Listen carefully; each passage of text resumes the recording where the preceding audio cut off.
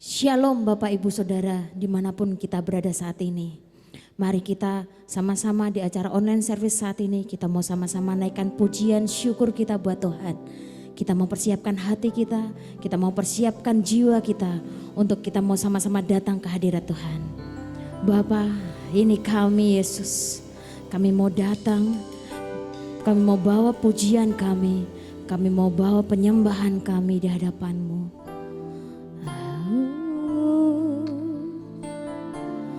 Yesus Tuhan,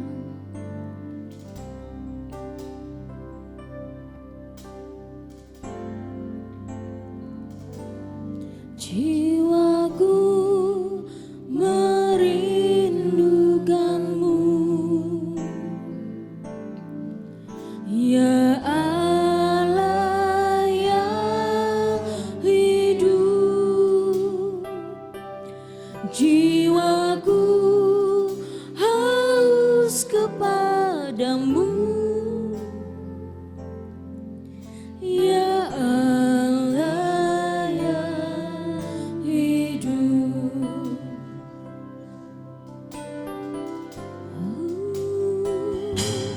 Jiwaku merindukan-Mu, ya Allah yang hidup. Jiwaku haus kepadamu, ya Allah yang hidup. Ku bersyukur kepadamu, sumber pengharapanku, penolongku, ya Allahku, tiada yang seperti-Mu. Ya Yesus, jiwa kami merindukan Engkau Tuhan. Jiwaku merindukan-Mu, ya Allah yang hidup. Jiwaku haus kepadamu, ya Allah yang hidup.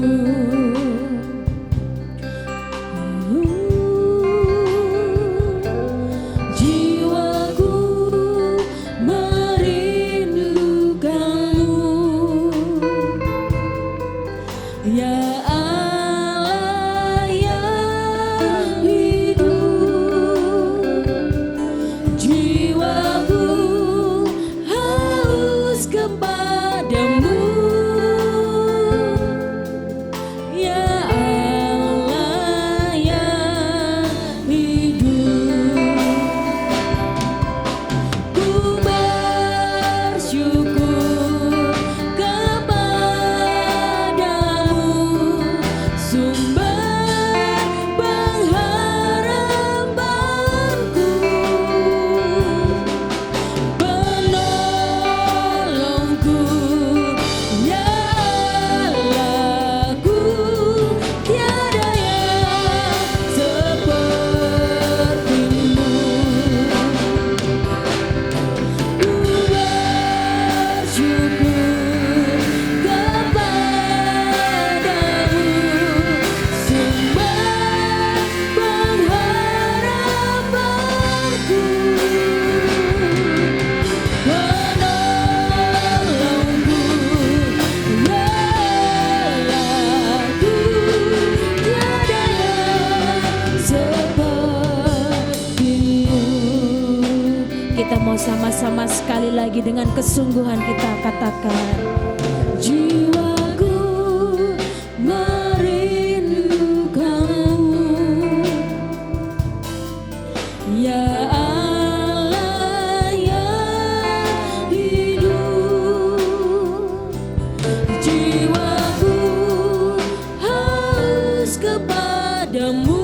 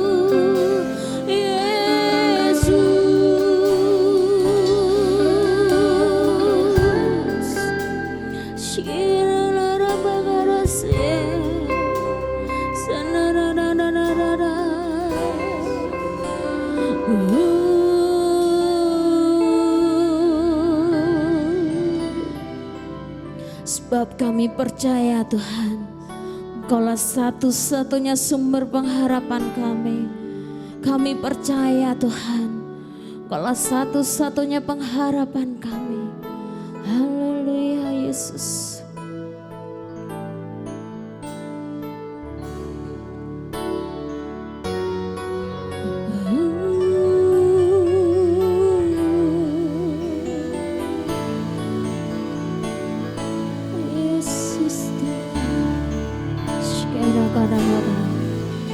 Tuhan, Kaulah pengharapanku.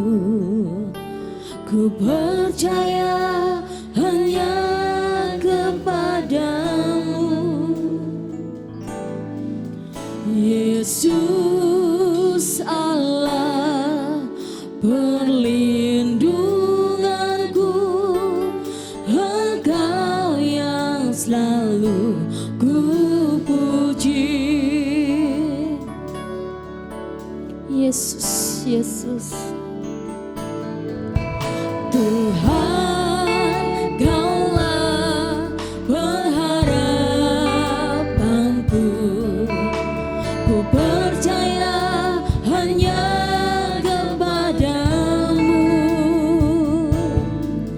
Yesus Allah perlindunganku. Engkau yang selalu ku puji. Mulutku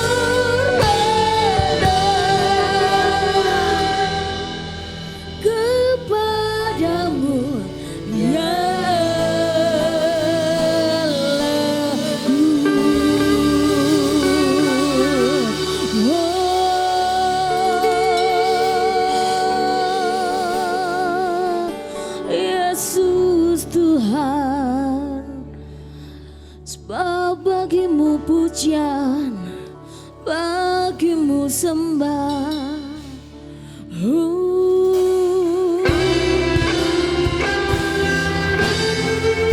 Haleluya Yesus. Segala pujian kami hanya untuk-Mu Bapa. Segala sembah hormat kami hanya bagi-Mu Tuhan. Bagi Dia segala pujian, hormat serta syukur kekal selamanya. Bagi Dia segala pujian, hormat serta syukur selama-lamanya. Bagi Dia segala pujian, hormat serta syukur kekal selamanya. Bagi Dia segala pujian, hormat serta syukur selama-lamanya. Sekali lagi katakan, bagi-Mu Tuhan. Bagi Dia segala pujian, hormat serta syukur kekal selamanya. Bagi Dia segala pujian, hormat serta haleluya selama-lamanya. Selama-lamanya.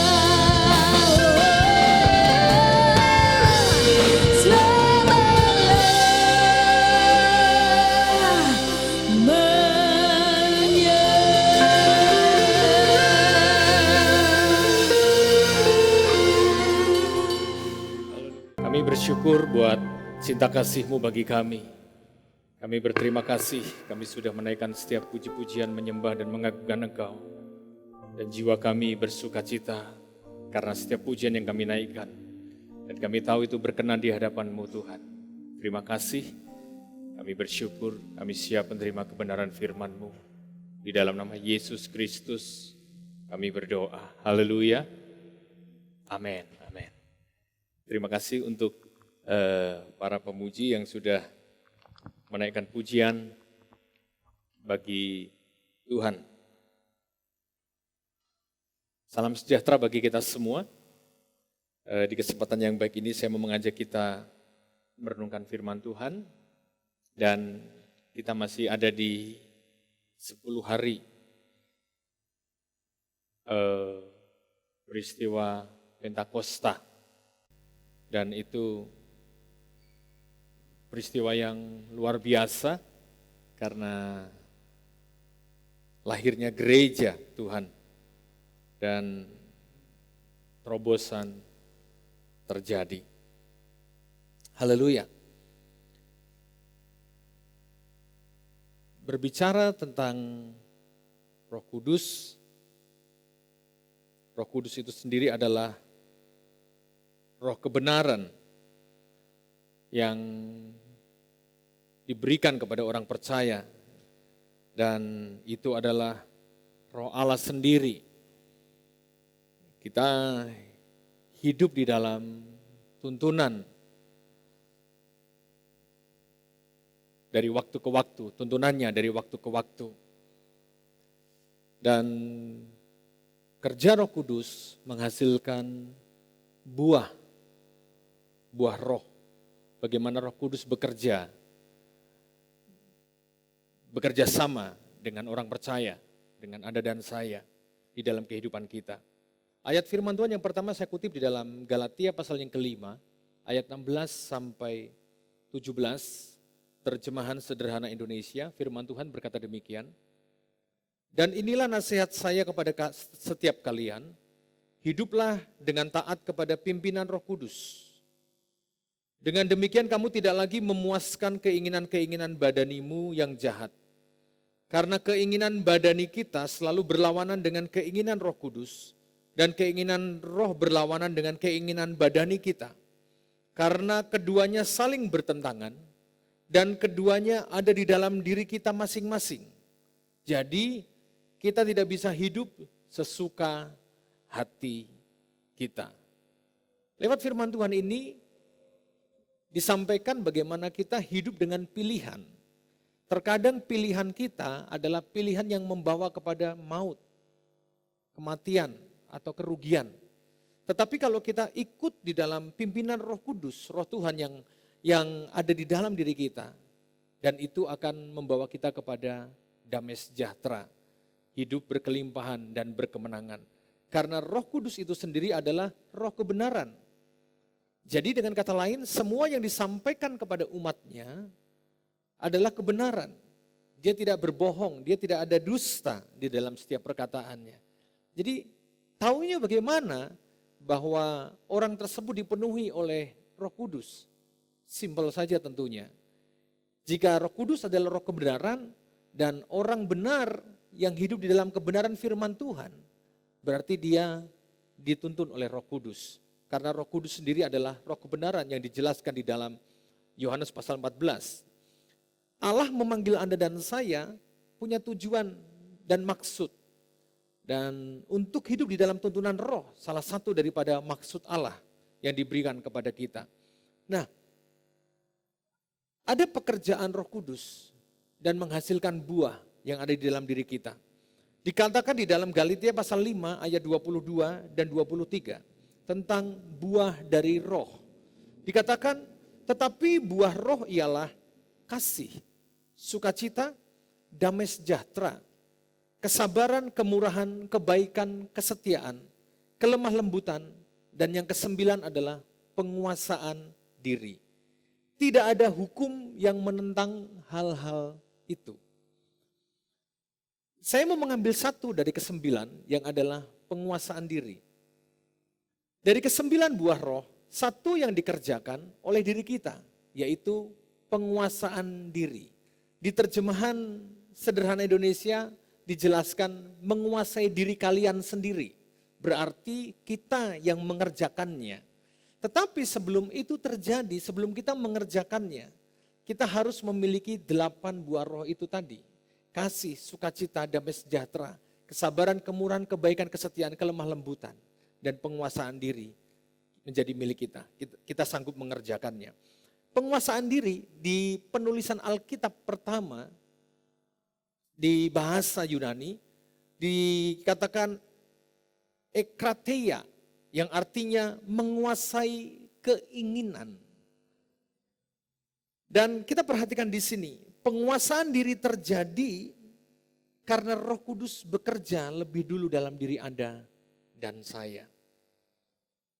Buah roh, penguasaan diri tersebut adalah bukti berperannya Roh Kudus di dalam diri kita, orang percaya. Makanya betapa pentingnya penguasaan diri. Apalagi di zaman-zaman sekarang kita hidup. Banyak orang berpikir menguasai diri harus di usia lanjut. Menguasai diri harus di usia matang. Mungkin di usia 40, mungkin di usia 50 dan seterusnya. Tidak, penguasaan diri bisa dikerjakan bahkan anak yang sangat muda sekalipun. Jika Roh Kudus ada di dalam dirinya. Jadi bagi orang yang mengerti hidup di dalam tuntunan Roh Tuhan, Roh Kudus ada di dalam dirinya. Penguasaan diri bukan sesuatu yang aneh dan sesuatu yang asing.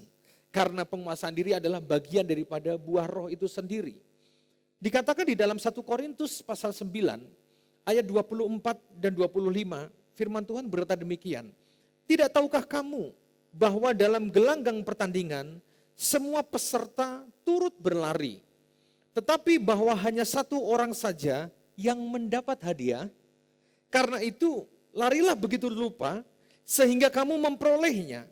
Tiap-tiap orang yang turut mengambil bagian dalam pertandingan menguasai dirinya dalam segala hal. Mereka berbuat demikian untuk memperoleh suatu mahkota yang fana. Tetapi kita untuk memperoleh suatu mahkota yang abadi. Rasul Paulus menjelaskan, digambarkan bahwa di hadapan kita ada sebuah pertandingan iman. Pertandingan kehidupan orang percaya. Dan digambarkan bahwa ada pertandingan yang fana untuk hadiah yang fana dan ada yang untuk mahkota abadi. Dan kita bertanding menguasai diri kita untuk hal-hal yang abadi. Dan dikatakan demikian, tiap-tiap orang yang turut mengambil bagian dalam pertandingan menguasai dirinya dalam segala hal. Perhatikan, pada saat dia mau ikut pertandingan, sudah mendaftarkan diri ikut pertandingan, dia menguasai dirinya dalam segala hal. Maksudnya di sini adalah begini, memiliki gaya hidup yang baru. Kalau orang lahir baru, pasti gaya hidupnya baru. Kita tidak usah khawatir jika kita lemah, jika kita takut atau mungkin kita jatuh dan sebagainya. Kita tetap minta Roh Tuhan untuk menuntun kita agar kita memiliki penguasaan diri. Seperti yang dikatakan Amsal 24 ayat 16. 7 kali orang benar jatuh, 7 kali juga dia akan bangkit. Tetapi orang fasik akan roboh dalam bencana. Jemaat yang terkasih di dalam Tuhan, kembali lagi bahwa kita harus memiliki gaya hidup yang baru. Makanya dikatakan menguasai diri dalam segala hal jika orang mengikuti pertandingan. Gaya hidup ini dihasilkan sewaktu Roh Kudus menuntun dan mempengaruhi hidup kita sehingga kita sanggup atau bisa mengalahkan kuasa dosa. Saudara bisa perhatikan, di sebuah gambaran pertandingan di dalam kitab Korintus, berarti kita bisa artikan bahwa kita orang percaya ini adalah atlet. Saudara tahu seorang atlet, dia tidak akan hidup sembarangan. Dia pada saat dia mulai ikut pertandingan, dia masuk karantina, dia punya gaya hidup yang baru. Dia tidak makan sembarangan, dia tidak akan masukkan racun ke dalam tubuhnya. Dia akan minum yang benar-benar sesuai dengan aturan, yang memberikan energi. Dan tidurnya pun, istirahatnya pun, dia tidak mungkin kekurangan jam tidur. Dia akan tidur dengan cukup. Memberikan kekuatan baru di dalam dirinya, cara yang baru, perspektif yang baru. Nah, apakah yang dimaksud dengan penguasaan diri? Saya jelaskan di sini ada dua. Yang pertama adalah kemampuan untuk menahan diri, dan yang kedua kemampuan untuk memimpin diri. Itu penguasaan diri. Kemampuan untuk menahan diri. Seperti digambarkan seorang atlet tadi dalam sebuah pertandingan. Dia pasti punya banyak keinginan. Tetapi karena dia sudah memiliki gaya hidup yang baru. Cara hidup yang baru, lifestyle. Sudah gak sembarangan lagi. Dia punya pola yang baik tentunya. Begitu juga. Bukti bahwa Roh Kudus ada di dalam diri kita. Kita punya pola yang baik. mau diubah dari waktu ke waktu. Jika di waktu kemarin kita mengalami kegagalan, kita harus mau diubah lagi dan diubah lagi, dibuat lebih baik, selalu baru, dibuat Roh Kudus menjadi lebih baik lagi di dalam kehidupan kita. Kemampuan untuk menahan diri. Tadi yang pertama saya katakan kemampuan untuk menahan diri. Amsal 25 ayat 28. Dikatakan demikian, orang yang tak dapat mengendalikan diri adalah seperti kota yang roboh temboknya. Menarik sekali Amsal mengatakan, orang yang tak dapat mengendalikan diri seperti kota yang roboh temboknya. Bayangkan sebuah kota dikelilingi dengan tembok. Tapi tembok itu roboh, berarti orang yang tidak dapat mengendalikan diri, tidak mempunyai pertahanan diri. Gampang diserang. Karena seperti kota yang roboh temboknya. Gampang diserang, gampang dihancurkan. Gampang diobrak-abrik oleh musuh. Jadi harus mau menguasai diri. Meminta Roh Kudus menuntun kita. Dan mau taat kepada suara Roh Kudus. Suara kebenaran itu sendiri. Jika kita mau menguasai diri, kita mampu menguasai diri, kita mampu menahan, mengekang, kita mampu menjaga diri kita, maka kita akan tetap stabil. Tetap stabil di dalam batas wajar, seturut maksud dan kehendak Allah. Jika kita pernah mengalami kesalahan di masa lalu, saudara bisa bayangkan kalau orang mengalami kesalahan kemudian ada sebuah tuduhan di dalam dirinya. Terintimidasi. Tidak mengalami ketenangan, ada ketakutan yang muncul. Tetapi pada saat kita mampu mengendalikan diri, disitulah kita belajar tetap stabil di dalam kewajaran sesuai dengan kehendak Allah. Orang yang tidak dapat mengendalikan diri seperti kota yang roboh temboknya, gampang diserang. Kalau saya boleh kasih gambaran lagi, seperti imun tubuh manusia. Tahukah saudara imun tubuh? Imun tubuh itu adalah imun sistem. Sistem yang dibangun di dalam tubuh kita. Tuhan buat sedemikian untuk setiap orang.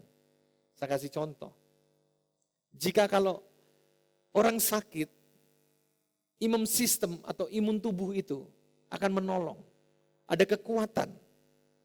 Jadi pada saat cara hidup yang baik seperti seorang yang ada di pertandingan tadi, dia mempunyai gaya hidup baru, gaya hidup yang baik. Itu membangun imun sistemnya. Begitu juga dengan kehidupan rohani kita.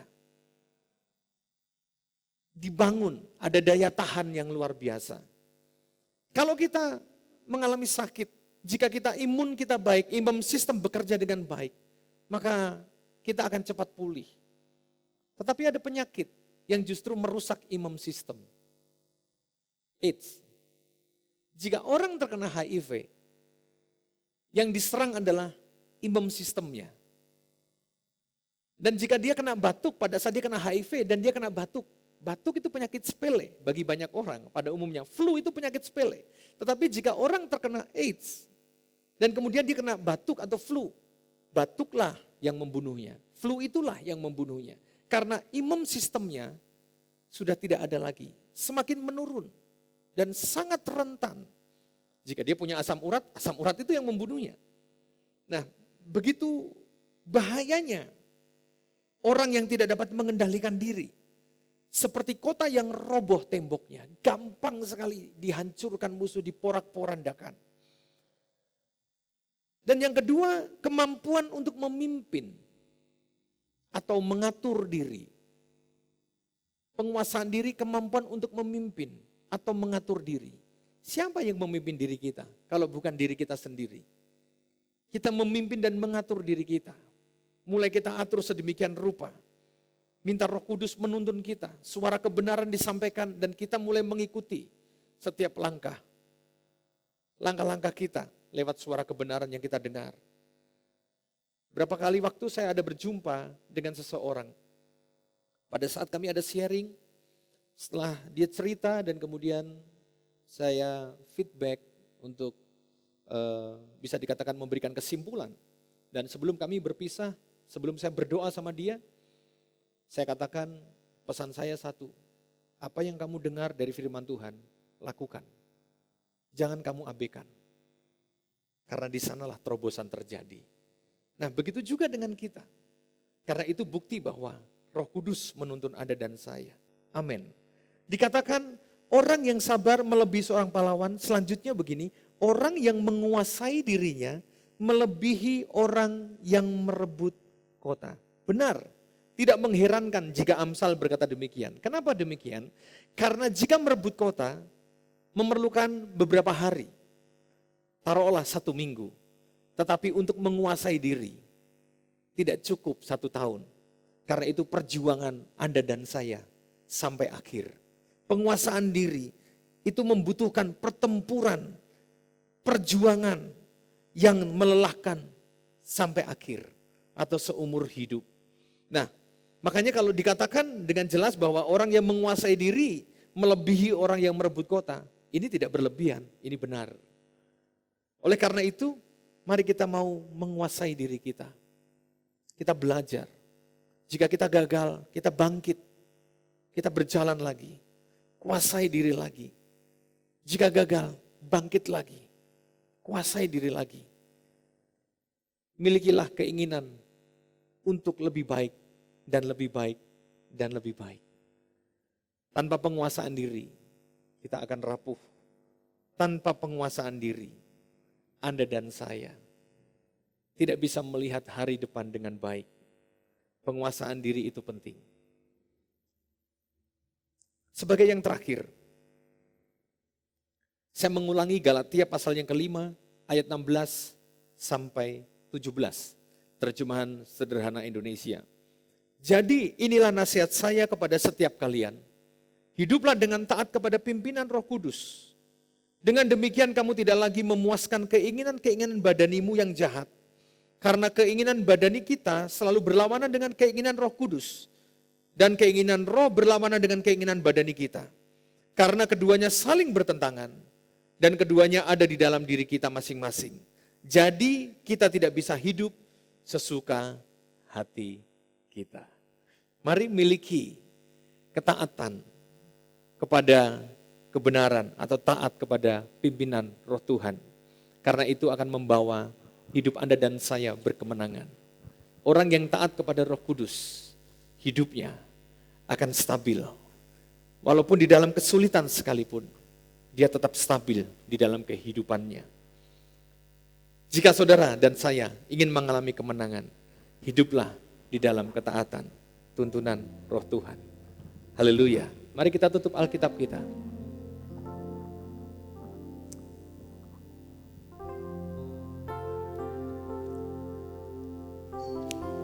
Terima kasih Tuhan.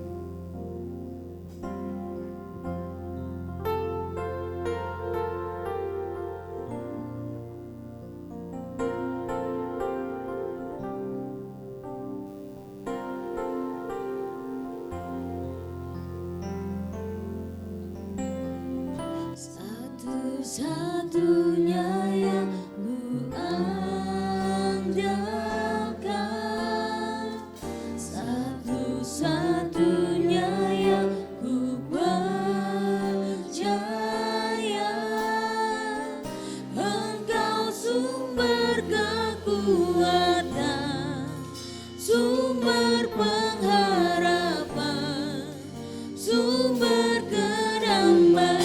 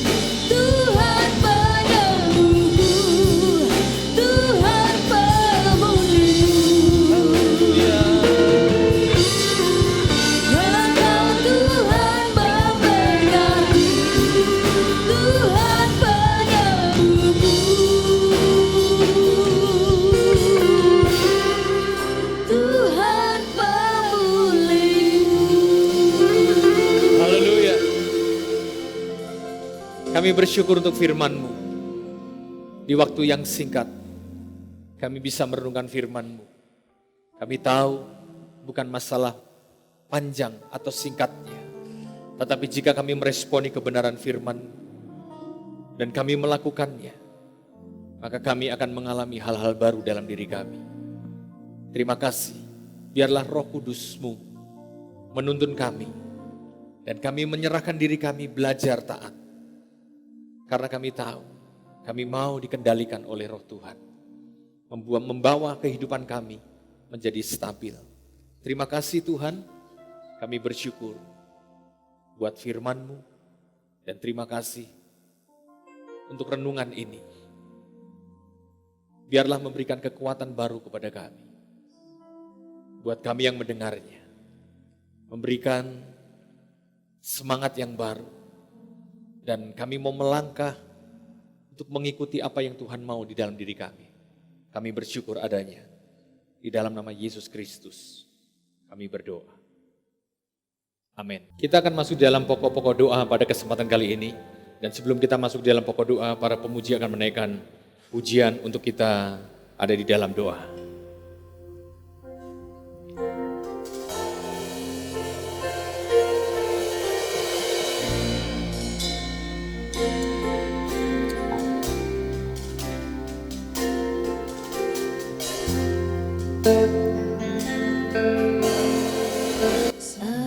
Satu-satunya yang ku andalkan, satu-satunya yang ku percaya, Engkau sumber kekuatan, sumber pengharapan, sumber kedamaian. Satu-satunya yang ku andalkan, satu-satunya yang ku percaya, Engkau Tuhan memberkati, Tuhan penyembuh, Tuhan pelindung. Kami naikkan syukur kami kepadamu Tuhan. Malam hari ini kami bawa bangsa dan negara kami ke dalam tangan-Mu. Kami percaya hati-Mu ada pada bangsa kami, dan mata-Mu tertuju kepada bangsa kami. Begitu banyak umat-Mu di bangsa ini Tuhan. Memohon kemurahan-Mu, bermurahlah bagi bangsa kami. Berdoa saat ini untuk Bapak Presiden dan jajarannya, para menteri dan jajarannya, Polri dan jajarannya, TNI dan jajarannya. Biarlah hikmat-Mu menuntun mereka. Dan setiap keputusan yang diambil adalah keputusan yang mendatangkan keuntungan bagi rakyat Indonesia. Terima kasih Tuhan. Kami juga berdoa untuk para medis yang ada. Rumah sakit yang ada, rumah sakit rujukan dan dokter dan para medis. Biarlah Engkau menghiburkan, memberikan kekuatan kepada mereka. Keluarga-keluarga yang ditinggal di dalam rangka tugas negara, Tuhan memberikan sukacita dan damai sejahtera. Begitu juga kami berdoa untuk gereja-Mu, dimanapun saja berada. Biarlah sebagai tubuh Kristus bersatu, jangan sampai dalam situasi seperti ini gereja terpecah, tetapi bersatu menyatakan kasih dan kuasa Tuhan. Terima kasih Bapa, kami bersyukur, kami mohon kemurahan-Mu. Biarlah anugerah-Mu, damai sejahtera berlimpah atas bangsa ini. Dan setiap kami, umat-umat-Mu, melewati masa pandemik ini dengan tuntunan Tuhan. Terima kasih Tuhan, terima kasih. Kami bersyukur dan saat ini kami akan menerima berkat Tuhan. Berkat yang daripada Tuhan sendiri kami terima atas ibadah ini. Kami akan menerima semua yang baik karena semua yang baik datang daripada Tuhan saja. Kami akan mengecapnya, bahkan tidak berhenti sampai di situ, kami juga menjadi saluran berkat, membagikannya bagi banyak orang, bagi kemuliaan nama-Mu. Kami terima berkat itu di sini, di dalam nama Tuhan Yesus Kristus. Haleluya. Amin. Salam sejahtera bagi kita semua. Tuhan memberkati.